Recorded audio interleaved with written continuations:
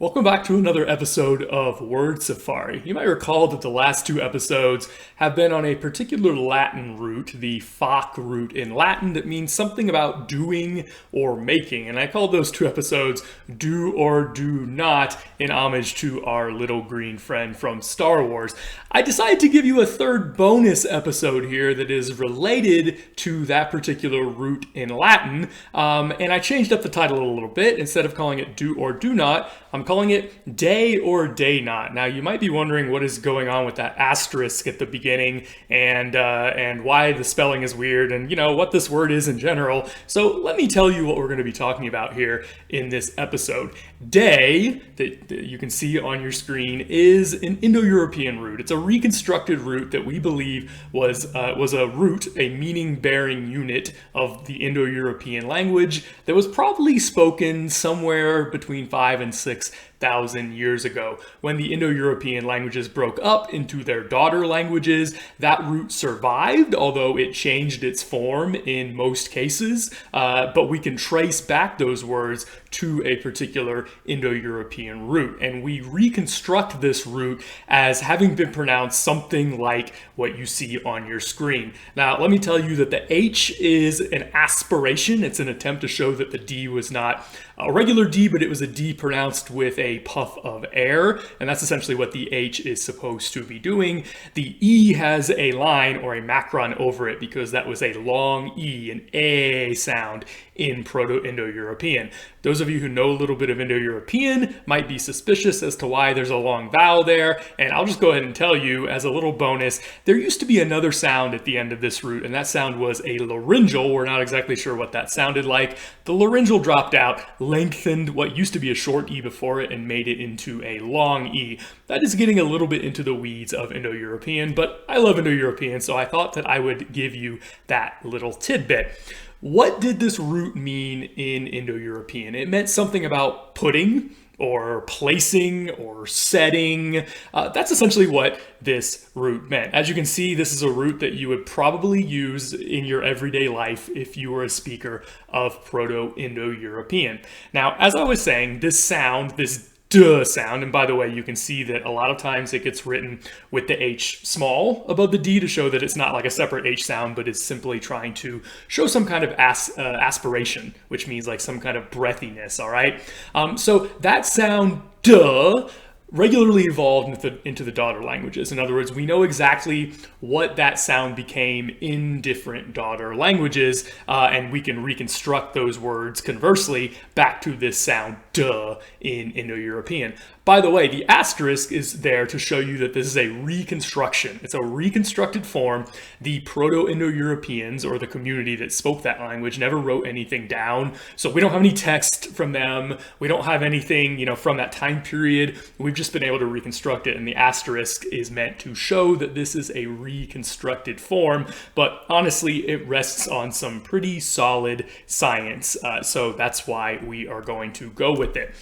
In the Germanic languages, that sound that was originally some kind of aspirated D in Proto-Indo-European several thousand years ago developed in a very simple way. It just lost the aspiration and became the sound D. Now, some Germanic languages evolved the sound D further to other sounds, but we're not going to worry about that because we don't need to introduce another level of complexity. In Proto-Germanic, which was the language that Proto-Indo-European evolved into first before it then evolved into all the different Germanic languages like English and German and the Scandinavian languages, etc., the sound would have been D. In Greek, this duh sound actually kept the aspiration, but the D devoiced to a T. If you know linguistics, you know that duh and tuh are pretty similar sounds, and even if you don't know linguistics, you can kind of tell that by listening when you say duh, tuh. The only difference is whether you are activating or vibrating your vocal cords or not. We call D a voiced sound because you voice it, you use voice, you activate your vocal cords, duh, and we call T a voiceless sound because you do not turn on your vocal cords. So essentially what Greek did is it took the D that it inherited and changed it to a T, which is not actually a big deal. It kept the aspiration, and then in the Greek alphabet, once Greek got the alphabet, they used the letter theta to write this particular sound. So the difference between the two T sounds in Greek, tau and theta, idea is that this is aspirated and tau was not aspirated. It was a T that was pronounced without aspiration. If you remember all the way back to our series of alphabet videos a couple of years ago, we talked about how the original sound of theta wasn't a th, but a t. It was a T with an aspiration. And then later on, somewhere around 2,000 years ago, it started evolving into the more th-like sound that we pronounce it as today. But originally, theta would have been pronounced theta, and that T at the beginning would have been just an aspirated T. So that was the letter that they used to write this particular sound.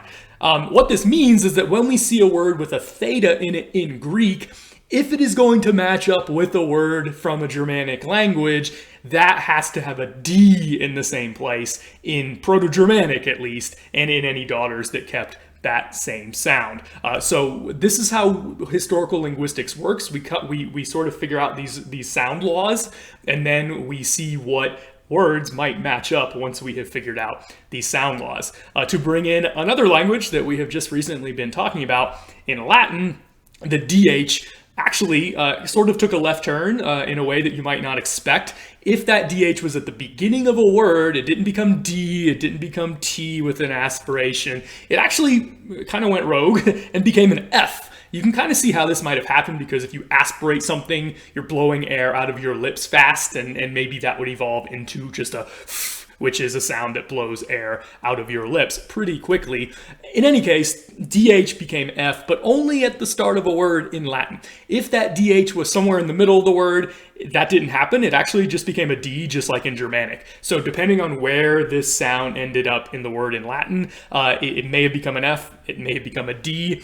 The reason we're finally getting around to talking about why I'm giving you this episode on the heels of the last two episodes where we were talking about a particular Latin root.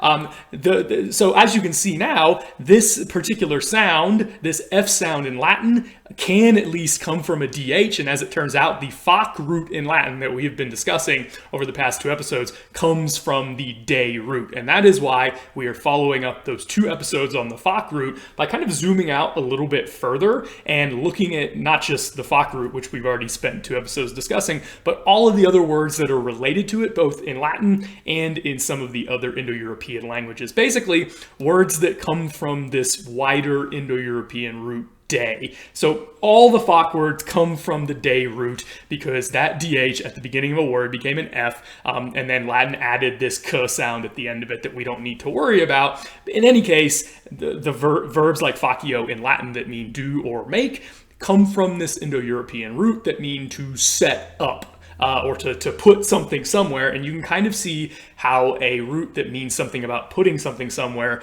might come to mean creating something. You put it, you set it, you make it, you do it. These are all kind of allied concepts.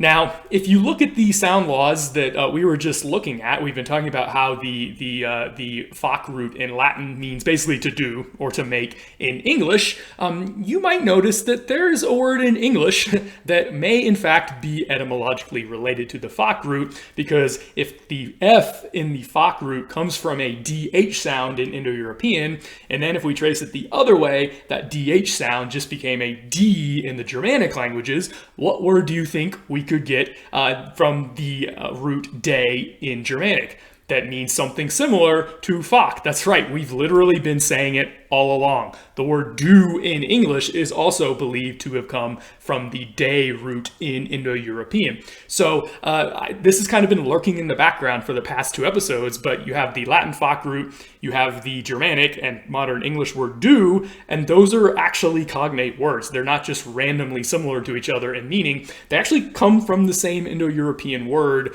5,000 or 6,000 years ago. So this is one of the cool connections that you can make when you dive into historical linguistics and you get to know Indo-European a little bit better. So now that we've been looking at the Latin Foc root, let's look at some of the words in English that are cognate with all of those Foc words that we have been looking at in Latin. Again, do is one of them, and I don't need to explain this any further because do means the same thing as facio in Latin. But there are other words that are connected to this family in English as well that also come from the day root, and not surprisingly, they're going to start with a D because that DH just became a D in English. Deed is actually the noun form of do. I don't know if you've ever thought about it that way before, but it is, because a deed is simply something that has been done. That's all a deed is. Of course, we have another meaning of the word deed, and that is like a document that says that something should be given to somebody, or that it's been sold to somebody. We have this phrase in English that something is made over to you, which means that it's given to you, and you can kind of see why this use of this word would have come about, because it's done over, it's made over. That's essentially what a deed is saying, that something has been made over to somebody else. It's been done. Something has been carried out, and now something belongs to somebody else, and that deed is a document that witnesses to the fact that something has been done. That's essentially what a deed is. Here's a word that honestly we use all the time in English, but you may never have thought about where it comes from. Indeed. Indeed is just deed with an in on the front. So all it means is with regard to, or in the case of, that's the in, what has actually been done. So if you say indeed, this is true, that means given what has actually been done, this is true. That's all indeed actually means.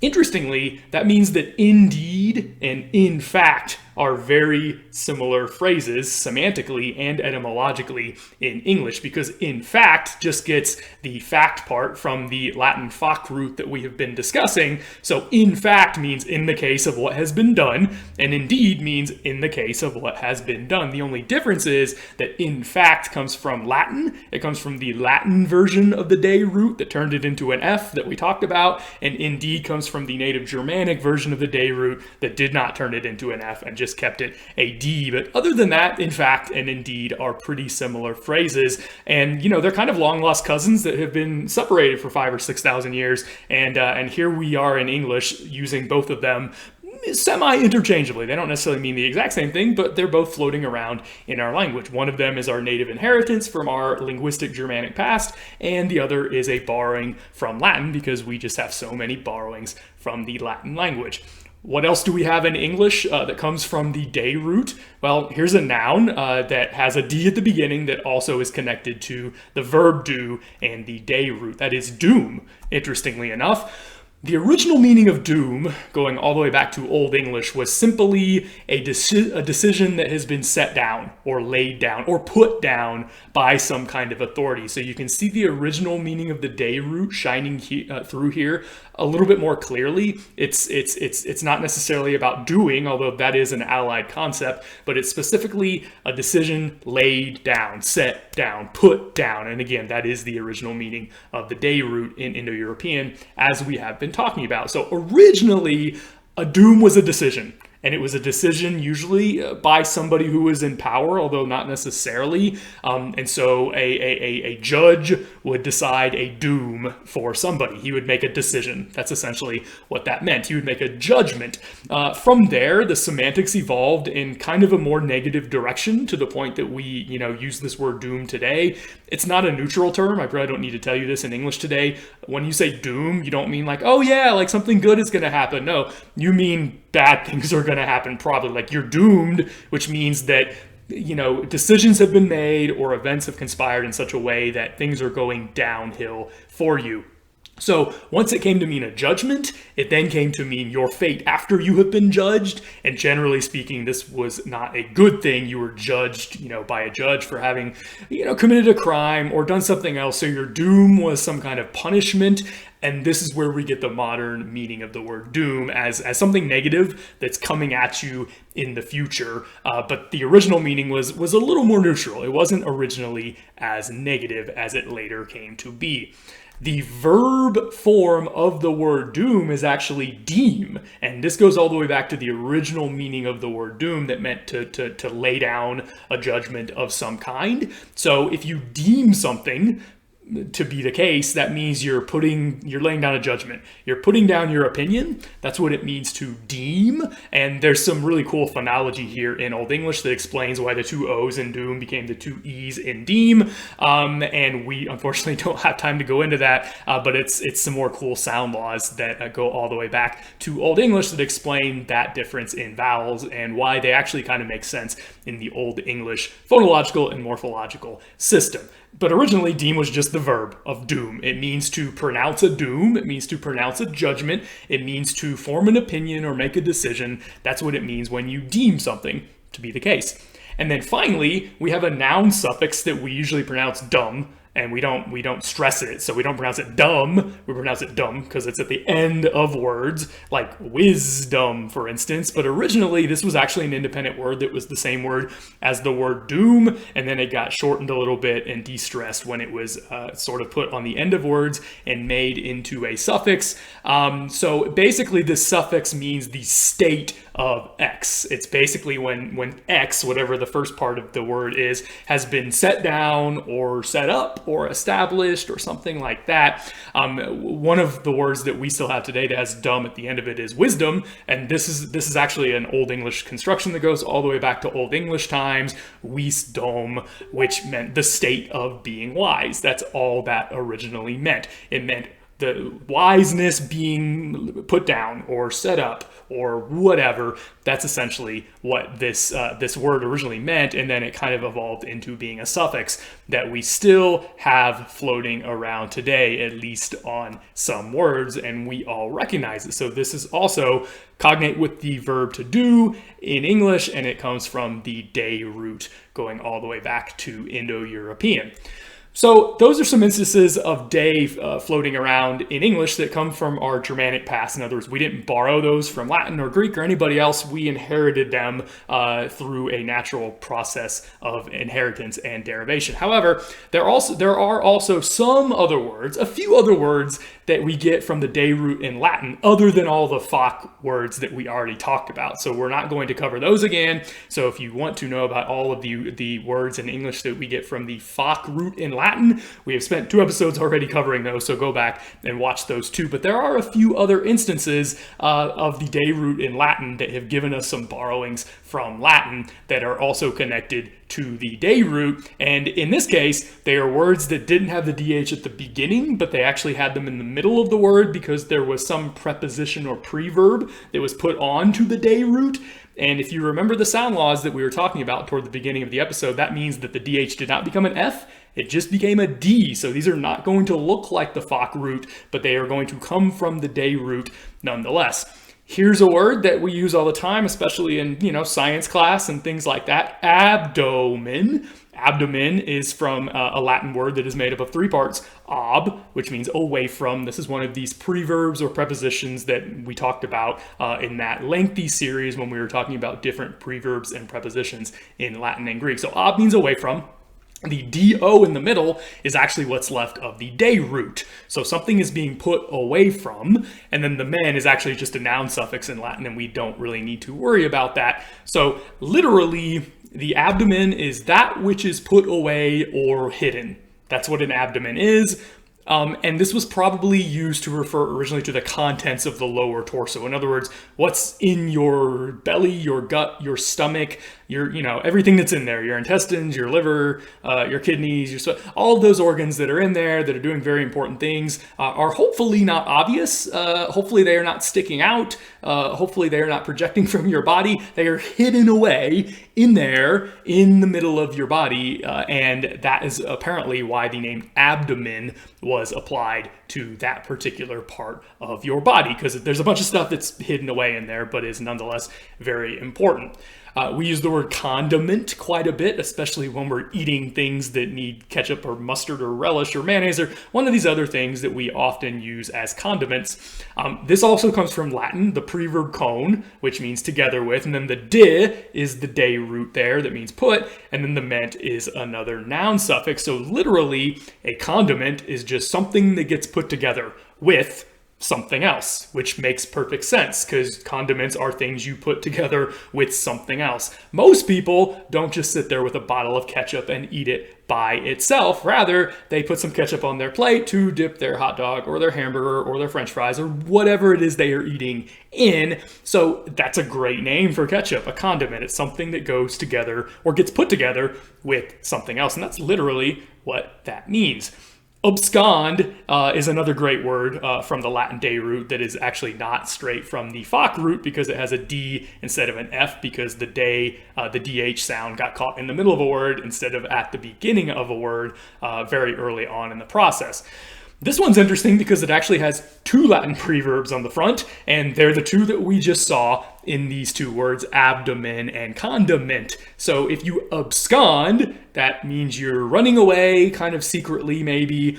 Abscond comes from ob, which sometimes would have an S at the end in Latin, which means away from, plus con, which means together with, and then the D is all that's left of the day root there. So you're putting something together and then going away. That's literally what to abscond means. And of course, if you abscond, you're putting yourself together and going away. Or if you abscond with somebody else, like a kidnapping or something, you're putting yourself together with them and then going away. And so you can see that each of the parts of this word, which was originally a phrase with different morphemes, all mean something and kind of add to the flavor of what this verb means. When you abscond, you're getting together, you're getting yourself together, and then you're going away. And so we use it today to mean to hide or to disappear or something like that. So these are three more instances of the day root in Latin that are not directly from the foc root. So that's pretty interesting. For the rest of this episode, let's look at words that we have gotten from Greek that have the day root. Now remember, I told you that in Greek, the DH of day became a TH, an aspirated T essentially. So you will expect to see all of these words have a TH in them instead of a D or an F or anything like that. And indeed, they all will have a TH, and they were all spelled with theta in the original Greek. But they all have something to do with placing or putting or setting. And so the original meaning of the day root kind of shines through pretty well in these Greek terms. What about a theme? We use this word all the time. A theme is literally something that is laid down or put down or set down that guides an entire project. If the theme of this particular episode is the Indo-European root day, that's the idea that has been laid down or put down or set down that is guiding this entire episode. So you can kind of see how that works. Another similar word in Greek with a different noun suffix. So Greek had different noun suffixes, just like any language. One of them had an M, one of them was cis, and we're going to see cis more here. So the is the day root, cis is a noun suffix in Greek. A thesis is kind of like a theme, but it's an idea. It's a little more specific. It's an idea that has been set down that guides an entire intellectual project. So if you've ever gone to college, you might have had a professor tell you that you need a thesis statement at the beginning of a paper. That's the idea. That's the central theme that is getting set down that is supposed to guide the entire paper or intellectual project. And that's actually what a thesis all comes from the day root. Now, let's look at a bunch of compounds that are made with thesis. We have the bare word thesis that we have borrowed from Greek, but we've also borrowed quite a few compound terms with thesis in them that get preverbs put on the front of them. This is another good reason to learn some of these preverbs because we see them popping up both in Latin and in Greek all the time. So again, if you haven't gone back and watched that multi-part episode where I went through all the different preverbs that we get from Latin and Greek that show up all the time, well, consider this a good review that you will get without even having to go back to those episodes. How about hypothesis? Hypothesis is obviously made up of hypo plus thesis, but what does hypo mean? Hypo means under. So a hypothesis is a thesis. It's something that's set down that is like under everything else and supporting everything else. So it's like the foundational idea upon which other ideas are built. That is literally what a hypothesis is in science and elsewhere, because we use the word hypothesis often, even if we are not specifically doing science. How about antithesis? Antithesis has anti at the beginning, which is Greek for against or in the place of. And then a similar word going along with it is synthesis, that has a different preverb at the beginning, syn, which means with or together. So a synthesis, you can pretty much just figure out what this means by synthesizing these forms, sin and they. When you put them together, what you get is the combination of various elements into a whole. So I guess this is appropriate because synthesis is a synthesis of two different words or things that mean something, morphemes, that come together to form kind of a new idea. 1 + 1 = 2, but it's a little more complicated than that as well. Same with antithesis, where you get anti, and you get that with thesis, and you put them together, and you get a synthesis, in this case, not the antithesis of what those two particular words mean. So synthesis, combination of various elements into a whole. Antithesis, something set up against something else, or to use the Latin word that would be appropriate here, it's opposite. Opposite comes from two Latin forms, ob, which is a preverb we've talked about, and pos, which is a root in Latin we've not talked about that means actually to place. So it's similar to the de root, but not connected etymologically. So opposite is something that is placed in the way of or against. And so opposite and antithesis both basically mean the same thing, except opposite is Latin and antithesis is Greek. What about some other compounds that we get from the de root in Greek, and specifically from something to do with thesis in Greek? How about metathesis? The Greek preverb meta means after or beyond. So what does it mean to metathesize something? Or what exactly is a metathesis? Literally, a metathesis is the switching of the order of two elements by putting one after the other. So if you have two things in a row and then you switch them, that is a metathesis. This is probably not a word that you go around saying all the time in your everyday life, but we use it in linguistics quite a bit. When there's two sounds that switch places, we say that they metathesize.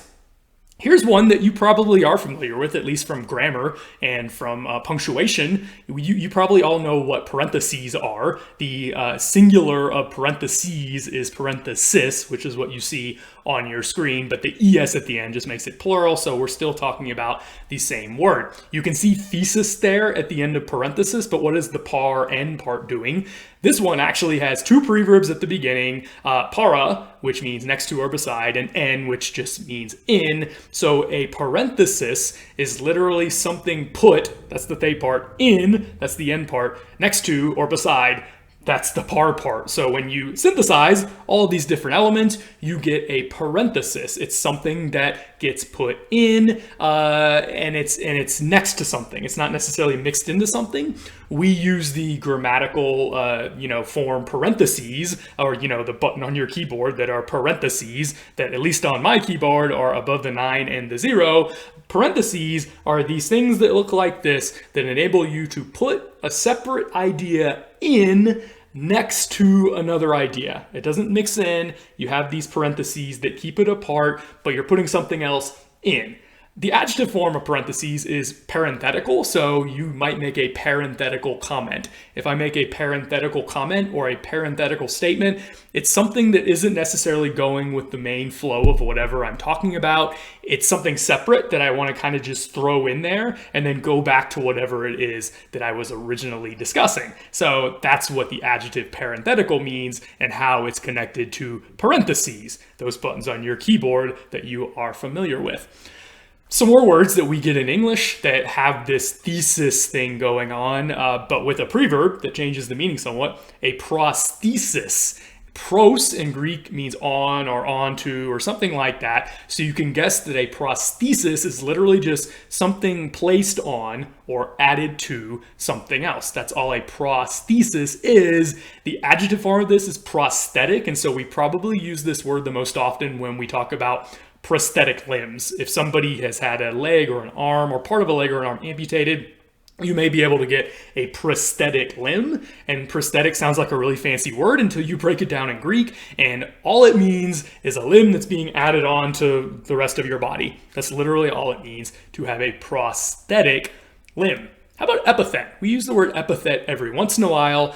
It has the the root plus the Greek preverb epi, which means onto. So an epithet is literally something placed on something or someone. In that sense, it's not that different from a prosthesis, but it just so happens that in English we use prosthesis to mean, like a limb or something like that, whereas we use epithet to mean some kind of title or some kind of description. A lot of times it's used negatively today, like if somebody throws epithets at you, it means they're calling you a lot of nasty names. That's usually what that means in English. But in Greek, it doesn't have to be a negative connotation necessarily. It can be any kind of description or name that is being put on somebody that is an epithet. We talk about epithets in Greek mythology, for instance, when a character like Achilles gets called swift-footed a lot.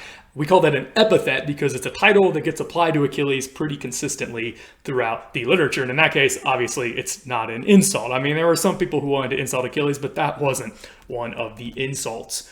Okay, so moving beyond thesis in Greek, what else in Greek comes from the Dhe root? Here's a fun one. Apothecary comes from the Dhe root and the Dhe root, and which of course became the Dhe root in Greek. You can see the THE there in the middle. It has a preverb at the beginning, apo. Apo means away from in Greek, so it's something about something being put away. Apo plus Dhe means put away. It's a great rhyme, and if you ever need to learn that for some reason, that would be a great way to teach it to somebody. So the original meaning of apothecary was a store. It's a place that things are put away or stored. We have the word store that kind of sums up the meaning of put away if you think about it. So a store is an apothecary, at least that was the original meaning. And then throughout the Middle Ages and later, especially in Europe, this evolved specifically to mean a drugstore, especially because it was hard to store a lot of things for very long before the invention of, say, refrigeration. So drugs were one of the few things, spices also, that wouldn't go bad if they were just sitting there for a while, obviously depending on the drug. And so drugs would be one of the most common things that you would get at a store. You probably wouldn't get raw meat because no refrigeration, but drugs, that would be the kind of thing that could be stored away for a while. So apothecary originally just meant a place you store things away, and then it kind of came to mean a drugstore, and that is how we basically use apothecary today. Now, here are some fun tangential terms that also come from apothecary through some other languages that made their way back around into English, specifically through a couple of Romance languages. So the Romance languages, which descend from Latin, got this term from Greek, and then this term evolved in those languages individually in some different ways. So in the language that was spoken in what is now the south of France, the word apothecary got run down to boutique. The A got chopped off the front, the P became a B, the TH just became a regular T. The K is still a K, but it gets spelled a little bit differently, at least in English. So once you see it, you can see that apothecary would become boutique if you just kind of run it down in some way. And that got borrowed into French, Parisian French, and then it got borrowed into English. And of course, we use boutique as a place that is a store. It's a place you can go buy stuff. Not necessarily a drugstore, though, so that particular semantic evolution didn't happen there in France like it did ultimately with the regular word apothecary in English. In Spanish, a similar thing happened. The A got chopped off the front, the P became a B, in other words, it voiced. In this case, the T also voiced to a D, and the K sound also voiced to a G, and so this became bodega in Spanish, and we have borrowed it in some context into English as well for maybe a particular kind of store. So both boutique and bodega come from apothecary, which comes from Greek, which originally meant a place that you would store things. By the way, somebody will probably point this out, that technically speaking, this was also originally not just a drugstore, but a person who was like a pharmacist who ran a drugstore, and then there were allied terms also that meant the specific store, but we don't need to go too far into, shall we say, parenthetical discussions like that. One more word that we get from the Dhe root in Greek that has a pretty complicated evolution, semantically speaking, and that is anathema. Today, if you say something or someone is anathema, you mean you're done with it. You don't want to have anything to do with it. You never want to talk to that person again. You never want to see that thing again.